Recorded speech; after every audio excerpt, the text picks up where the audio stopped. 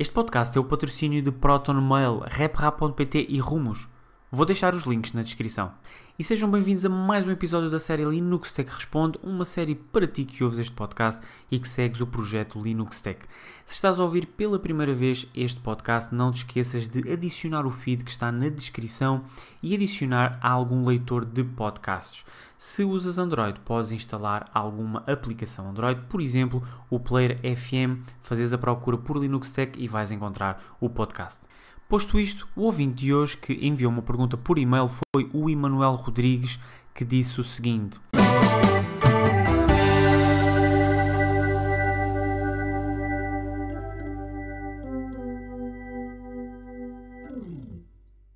Boas, desde já parabéns pelo sucesso neste podcast. Eu sou um utilizador do sistema operativo Linux, mais precisamente a distribuição Manjaro KDE, já analisada no canal, que uso desde outubro, mais ou menos quando ingressei para a faculdade no curso de Engenharia Informática. A minha pergunta para este podcast é: o que se poderá fazer para que alguma distribuição Linux, ou se existe uma distribuição com maior compatibilidade para um hardware acabado de lançar? Pois tenho uma colega de turma que comprou um computador com um hardware basicamente acabado de lançar, nova geração de processadores, etc.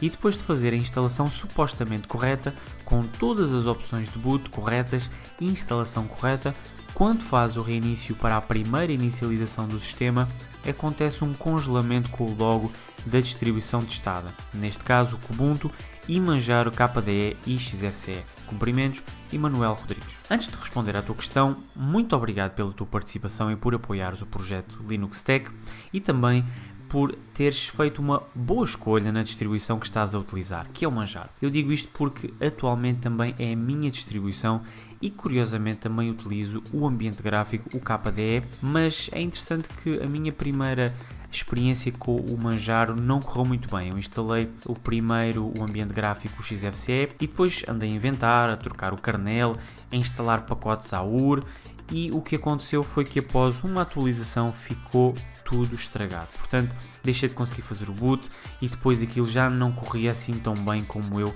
gostaria. Mas deu para aprender a usar o Manjaro, porque o Manjaro é uma rolling release e é diferente daquelas distribuições que eu estava habituado a utilizar. E o facto de ter feito a geneira, isso também me ajudou a tentar, pelo menos perceber como é que funcionam as rolling releases.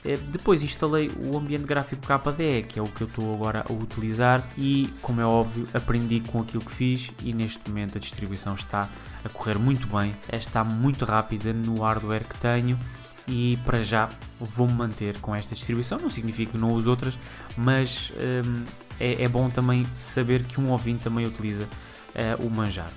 Mas voltando à tua pergunta, que é se existe alguma distribuição ou se há alguma distribuição com maior compatibilidade para um computador com hardware mais recente ou acabado de comprar. É uma pergunta muito atual e, como tu sabes, o kernel tem toda a informação relacionada ao hardware. Portanto, na teoria, todas as distribuições que suportem, por exemplo, o kernel 4.8, ela já reconhece os novos processadores e o novo hardware, por exemplo, os novos processadores que são os Kaby Lake da Intel, e se reconhecem os Kaby Lake, também reconhece os Skylake, que são a versão anterior aos Kaby Lake da Intel. Não falo aqui nos AMD, porque os novos que saíram da AMD, eu para já ainda não vi nenhum portátil com os novos Ryzen. Portanto, na teoria, eu estou a dizer isto na teoria, este kernel também irá suportar os anteriores processadores da AMD, porque a AMD também não lançou, os únicos que lançou há pouco tempo foram mesmo os Ryzen. Portanto, qualquer portátil que tenha hardware AMD, quase que garantidamente este kernel vai suportar. Portanto, eu digo isto na teoria porquê? Bem, porque eu já testei várias distribuições com o mesmo kernel, mas que tinham comportamentos diferentes no meu hardware. Porque isto é um conjunto de coisas, é um conjunto do kernel com o próprio ambiente gráfico, com aquilo que está implementado na distribuição. Como tu já utilizaste o Manjaro já vem com o kernel 4.8 e, como tu deves saber, ao fazeres o boot através da pen, é possível fazeres o boot usando os drivers proprietários de vídeo.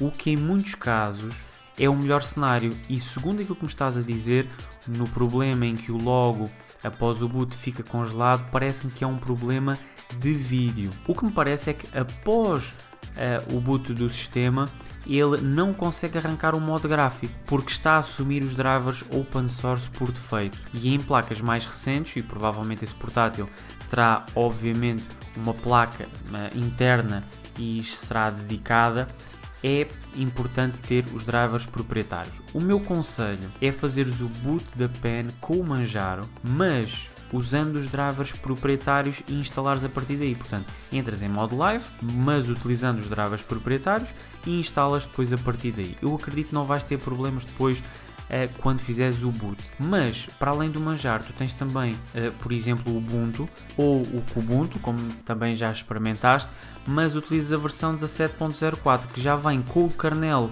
14.10 e a partir daí instalas os drivers proprietários da placa. Por exemplo, no meu caso, o Manjaro foi a única distribuição até agora que foi feita a instalação correta utilizando a minha placa gráfica, a GTX 1070, e que funcionou corretamente. Até agora nenhuma outra distribuição consegui instalar da forma melhor. Estou aqui ainda em testes numa outra distribuição, que é a distribuição do Zero, que muito em breve também irei instalar utilizando a placa gráfica. Mas o que eu vejo aqui, o teu problema não é um problema de kernel ou de compatibilidade, mas sim de drivers de vídeo. Por isso, a escolha do Manjaro, para mim, acho que é a melhor escolha para já, para poderes instalar, porque já vem com os drivers proprietários e por isso acredito que não irás ter problemas se fizeres a instalação da maneira que te estou